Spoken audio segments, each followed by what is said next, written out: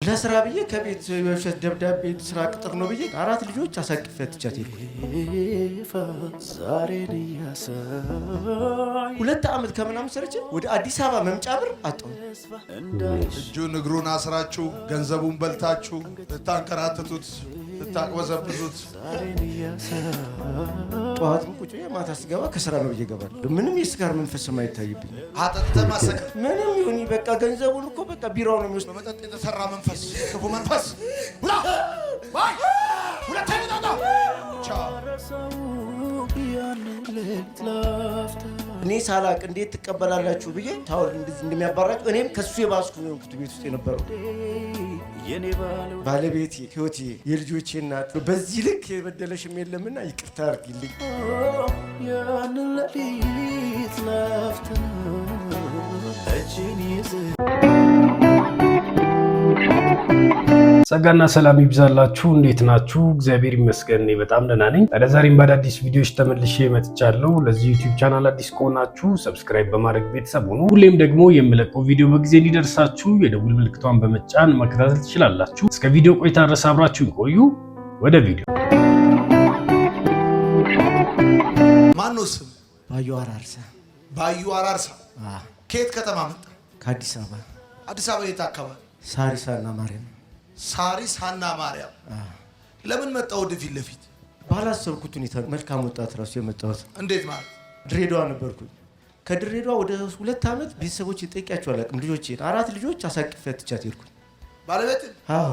እሷ የት ነው ያለችው? ሳሪስ አዲስ አበባ። አዲስ አበባ። ድሬዳዋ ያልከኝ ታዲያ ምንድን ነው? ለስራ ብዬ ከቤት የውሸት ደብዳቤ ስራ ቅጥር ነው ብዬ ከቤት ጠፍቼ ሄድኩኝ። በቃ የውሸት ደብዳቤ አዘጋጅቼ እነሱ የስራ ቅጥር ነው ብለህ ሰጠህ? የስራ ቅጥር ነው በቃ ስራ አግኝቻለሁ ብያቸው ከቤት ወጣሁ። ከዛ ወዴት ሄድክ? ወደ ድሬዳዋ ከዚህም በፊት እሰራ ነበር። እዛ ከሷ ጋርም አብረን ኖሬ ሰርቻለሁ፣ አውቀዋለሁ። ኮንስትራክሽን ነው የምሰራው። 4 ልጆች። ለምን ያህል ጊዜ ሄድክ? 2 ዓመት ከ4 ወር 2 ዓመት። አይናፍቁም ልጆች? ይናፍቃሉ፣ አላቆም ይናፍቃሉ። አያችሁ አይደለ ሰይጣን እንዴት እንደሚጫወትባችሁ። የውሸት ደብዳቤ አጽፎ በስራ ጉዳይ ነው ብሎ ወደ ሌላ ሀገር ሄዶ ልጆቹን ጥሎ ሚስቱን ጥሎ ኮብልሎ ከእንደገናም ደግሞ ሳይጠይቃቸው 2 ዓመት ሙሉ ኖረ።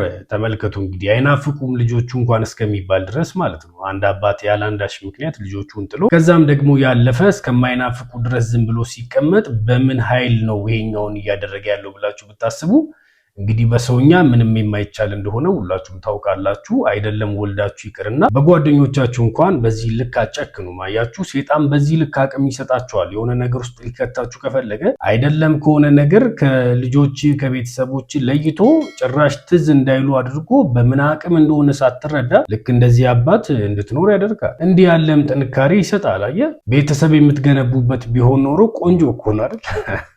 ነገር ግን ደግሞ አይደለም። ቤተሰብ የምትበትኑበትን ኃይል እንዴትም ሆኖ ከብዙ ጽናት ጋር ይሰጣቸዋል። እንዴት እንደሆነ ራሱ አያውቀውም እሱ ራሱ። ነገር ግን ደግሞ ከስራቱ በኋላ ነው ይህንን ምስክርነት የሚመሰክረው። ከዚህ በፊት ግን ኖርማል አድርጎ ሲኖር ነበር፣ ልጆቹ ሳይናፍቁት ምናምን። አያችሁ ሰይጣን ቤተሰቦቻችሁ የምትበትኑበትን ትልቅ ኃይልና ጽናት ይሰጣቸዋል። በእንዲህ ባለ ሁኔታ ውስጥ ካላችሁ ምናልባት እንግዲህ ይሄኛው የማጥቃት ዘዴ ደርሶባችሁ ሊሆን ስለሚችል ንቁበትና ወደ እግዚአብሔር ጸልዩ። እንዲህ ያለ መንገድ ደግሞ አለው ማለት ነው ሰይጣን።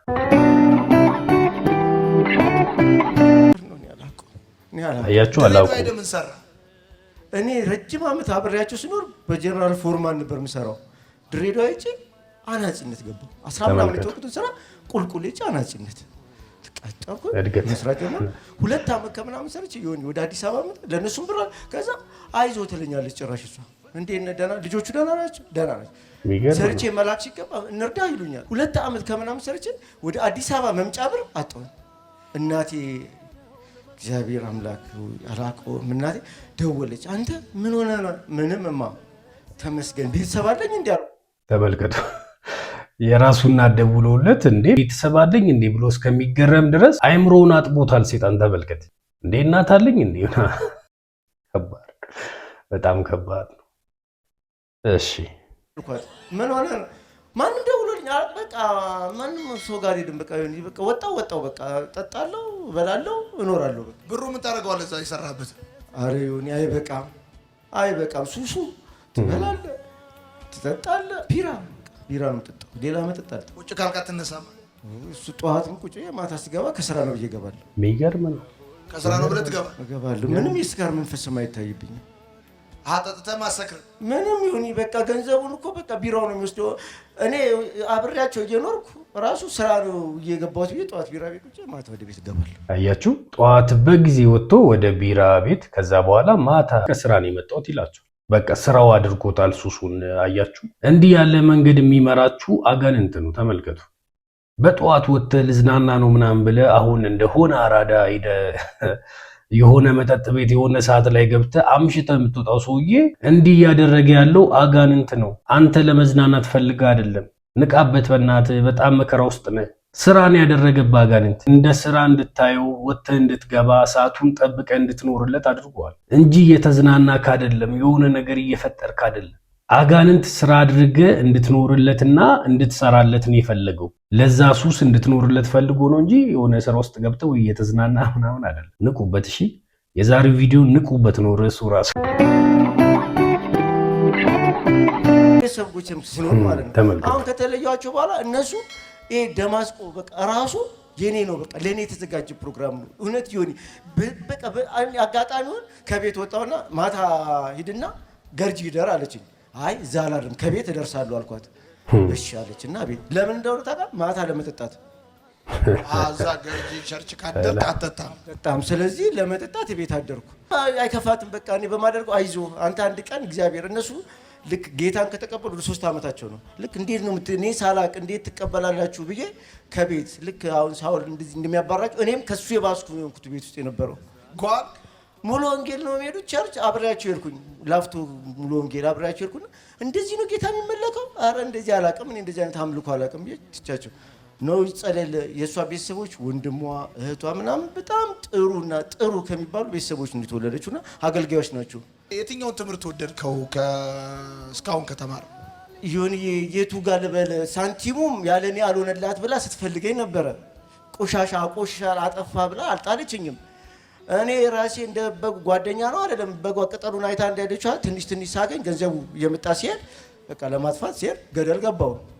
እሺ አለ ስመጣ ሮጣ አቅፋን የተቀበለች። ለምን መጣህ? እዚህ ቤት እንዳትገባ ማለት መጣ የልጆች አባት። እሺ እግዚአብሔር የፈቀደ ቀን አንተ ሰው ትሆናለህ።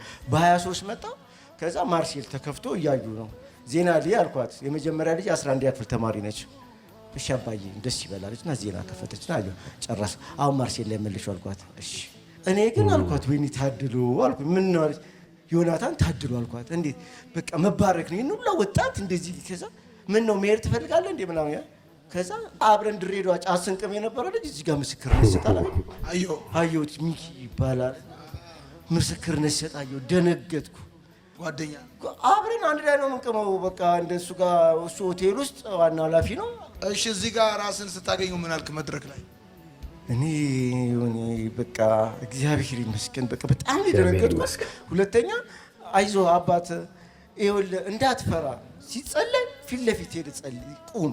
ዮናታን ጋር አንተ ያንተ መባል የኛ ቤት ሰላም አንተ ጋር ነው ያለው ዮናታን። እኔም አልኳት ስገና ከቤት እንደዚህ ትመዘገባለህ ትሄዳለህ? አዎ በእርግጠኛውም እድናለሁ ሰው ሆናለሁ ከዛም በኋላ ክሳቸዋለሁ ብለን የመጣ ብዬን የመጣሁት። ከተጸለየልህ በኋላ ምን ለውጥ አለ? ዮናታን የሚሰማኝን ሰላም ልነግርህ አልችልም። ሲያወሩኝ ራሱ ቤተሰቦች ሰደው ሳወራቸው የሚሰማቸው ሰላም ነው የሚሰማኝ ሰላም የተለየ። አዩ እንደ በቴሌቪዥን እንደተጸለየልኝ ነገርኳቸው። አንተ ፊት ሆኜ ግን የመጀመሪያ የምጠይቀውና አምላኬን ነው የምጠይቀው።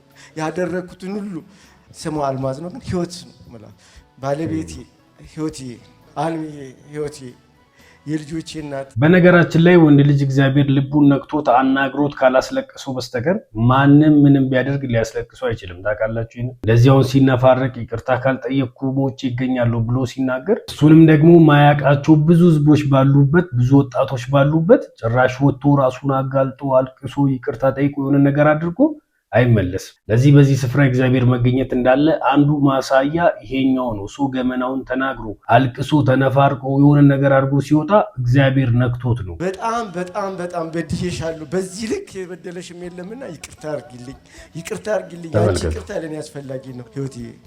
እግዚአብሔር አብዝቶ ስለባረከሽና በዚህ ለኔ ቻይ ሆነሽ ይሄን ጊዜ ስለሰጠሽ አመሰግንሻለሁ። እግዚአብሔር አብዝቶ ይባርክ ልጆቼ።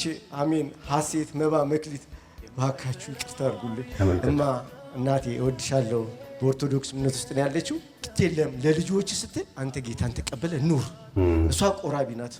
አንተ ለልጆች ታስፈልጋለህ። እማ በጣም ይቅርታ አድርግልኝ። የተሻልኩ ሰው ሆኜ አሳይሻለሁ። እንዲሁም የእሷ ቤተሰቦች አቤ፣ አበባ ሁላችሁም ይቅርታ አድርጉልኝ። እናንተ ፊት ቆሜ የእናንተ ሞገሶኝ እንድታይ እርዱኝ። የዛሬ ዓመት ደግሞ ይሄ ሁላ ሰው ፊት እዚህ ሁላ ሰው ፊት ልጆቼን እየቀርቤ ጌታ ማመሰግን ሰው ያድርገኝ። ይረዳኛል። እርግጠኛ ነኝ ይረዳኛል። አጨብጭቡለት። 3 ዓመት ሙሉ አንነጋገርም። አንድ ቤት ነው የምንኖረው። ትዳሬንም እኔንም ነው በቃ የጠላሁት። ተመልከቱ። በረኪና ብፈልግ በ7 ሰዓት 8 ሰዓት ላይ ሱቅ የሚባል የለም። በርዬ ሆይ ሳሩን አየህና ገደሉ ሳታይ የሚባል አለ። ጫቱን፣ መጠጡን፣ ሁሉን ነገር እያየው ገደል ገብቼ ራሴን ዝናውን ያገኘሁት። ማኑስ? ግሩም ጌታቸው። ከየት ከተማ መጣ? ከሞጆ። እንዴት ልመጣ ቻልክ እዚህ ፕሮግራም? እኔ ልመጣበት የቻልኩት ምክንያት ካሜራማን ነኝ እና ተቀጥሬ ነው የምኖረው 20 ምናምን ዓመትን በሰው ቤት እየሰራ ያለሁት እና ሱስ አስቸገረኝ በጣም እና የሆነ ቀን አሁን ሐሙስ ዕለት የሰው ብር 18,000 ብር ምናምን የሚሰጥ ለፕሪንት ብር ገባልኝ። እሱን ለማጥፋት አዳማ ሄድኩ ስራ ትቼ።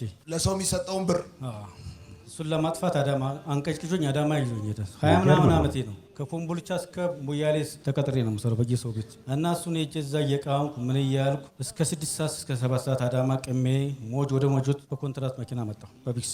ከዛም ሞጆ አልጋ ስፈልግ 8 ሰዓት 9 ሰዓት ሆነ። 18 ብር ጨርሻለሁ። እዛ መጥቼ አልጋ ማጣሁ በአንድ ቀን። ከምሽቱ ነው አልጋ ምናምን በዛ ሰዓት የፈለገው። ከምሽቱ 8 ሰዓት ምናምን ከሆነ ለየትኛው ሰዓት ነው? የትኛው ጊዜ ሊተኛ ነው? 9 ሰዓት 10 ሰዓት 11 ነው። አያጋንንት ከምሽቱ ከሆነ በጣም ነው የሚገርመኝ። ታውቃለህ የትኛው ሰዓት ሊያስተኛው ነው? ከዚህ በኋላ ረጅሙን ሰዓቱን ሲያንከራትተው ነበር። 8 ላይ አልጋ ይዞ 9 እና 10 በረበስማ አስባችሁታል? የሰው ልጅ በሚነቃበት ሰዓት አልጋ ያስይዛቸዋል። ምን አይነት ነገር እኮ እንደሆነ። ለማንኛውም እናንተ ቪዲዮ ላይክ አድርጉ፣ ለወዳጆቻችሁም ላኩላቸው። እንደገናም ደግሞ ጌታ ካለ ሰብስክራይባችንን በዚህ ወር ወደ 10,000 ብናስገባው ቆንጆ ነው። ታዲያ ሁሉንም ቪዲዮ ስታዩአችሁ ላይክ አድርጋችሁ ጀምሩና ለብዙ ሰዎች እንዲዳረስ ይረዳናል። ጨርሼ ምን ብዬ ለሰው ዝም ብዬ በትኜ ከዛ ራሴን አጠፋለሁ ብዬ ነው የዛን ቀን የወሰንኩት። በረኪና ብፈልግ በ7 ሰዓት 8 ሰዓት ላይ ሱቅ የሚባል የለም። አልጋጣው መንገድ ላይ ዞር አድሬ ነጋ። ከዛም ብሩ አልቋል። አሁን ስራ እንዴት አድርጌ ነው የምገባው? መግባት አልችልም። ራሴን ማጥፋት አለብኝ ብዬ ወሰንኩ። ወስኜ እያለ ወደ ቤት ሄድኩ። ባለቤቴ እየተጨነቀ እየጸለየች ነው ያደረችው። ምን ሆነዋል ብላ 2 ቀን 3 ቀን ነው እዛ የቆየሁት። ከዛን በኋላ እሷ ሰው ተከራይ ከቤት ሲወጣ እኔ ገባሁ ወደ ቤት ገብቼ እያለ ከፈተችልኝ። አንኳኳ፣ ከፈተችልኝ። ቁጭ አልኩ። ምን ሆንክ አለችኝ። ዝም አልኳት። ምን ሆንክ? አሁንም ዝም። በሶስተኛው በቃ ራሴን ላጠፋ ነው ወይም ምን እንደምሆን አላቅም። በቃ ምን እንደማረግ አላቅም አልኳት። ለምን ራስን ታጠፋለህ? ምን ሆነ ነው? ምንም። ከዛን ቀርቅሬ ቲክቶክ እንደዚህ እያየው እያለ ቅዳሜ ዕለት ጠዋት እንደዚህ እያየው እያለ ስልኬን ደማስቆ ውስን ሰው ስለቀረ እንደዚህ ይላል። ዝም ብዬ እየሞከርኩ እያለ ቁጥሮች 5 ቁጥር ድርጅቶች መጡልኝ። በቃ ራሴን ለማጥፋት ወይ እንዴት። ከዛም በኋላ 2 መንገድ ላይ ቁጭ አልኩ። ወደዚህ ለመምጣት አሰብኩ። ውስን ሰው ቀርቷል ሲለኝ አሰብኩ። ስደውለት ብርሃን ባንክ ሂድና እንደዚህ አድርግና እነሱን አናግራቸዋለሁ። ከዛን እሷ ምን አለች? በዛን ሰዓት እልል አለች ባለቤት። እሺ በድላታል እንዴ? 3 ዓመት ሙሉ አንነጋገርም። አንድ ቤት ነው የምንኖረው። ትዳሬንም እኔንም ነው በቃ የጠላሁት። ልጆች አሉ? የለኝም። ምን ያህል ዓመት ሆናችሁ ከተጋባችሁ? 3 ዓመታችን ነው። አትነጋገሩ? አንነጋገርም። 3 ዓመት ሙሉ ያው እንደዚህ እንደ ሰቃዮሽ ይቅርበኝ ራስ። እሺ ይቅርበው። ለማንኛውም እዚህ ጋር ስጸልይልህ ምን ተሰማ? ሌላ ሰው እዛ ጋር ሲወርቅ ነው ለማገዝ የወጣሁት። ለማገዝ ወጥቼ የቆማችሁ ኑ ስትለኝ ነው ቀጥታ ስመጣ እዚህ ጋር ከኋላ ያሉትን ለመያዝ ነው የመጣሁት። ከዛ እኔ አላቅም ከዚህም በኋላ ለማገዝ ነበር የመጣው። ከዛ ራስ ተኝታ። እግዚአብሔር ይመስገን። እሺ የትኛውን ትምህርት ወደድክ ስንማር? የጠፋው በግ ከ99 የጠፋው በግ። አንድ አባባል አለ በእኛ ጋር አማራ ክልል ወደ መራቤት አካባቢ አለ። ሰው ጤፍ ሲያረባ የሚል ይላል። ቦሮቹን እያዞረ እያለ በርዬ ሆይ ሳሩን አየህና ገደሉን ሳታይ የሚባል አለ። ጫቱን መጠጡን ሁሉን ነገር እያየው ገደል ገብቼ ራሴን እዚህ ነው ያገኘሁት። አሁን በደም ገብቶኛል በጣም። ከዚህ በኋላ አዲስ ህይወት መንገድ ነው የምትጀምረው። በጣም ደስ ብሎኛል ስለመጣ። በጣም እኔም አመሰግናለሁ።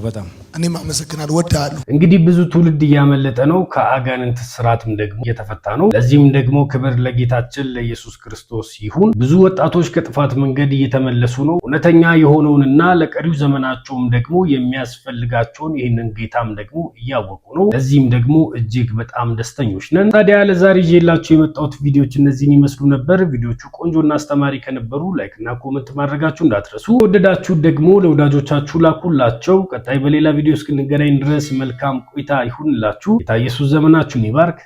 ተባረኩ።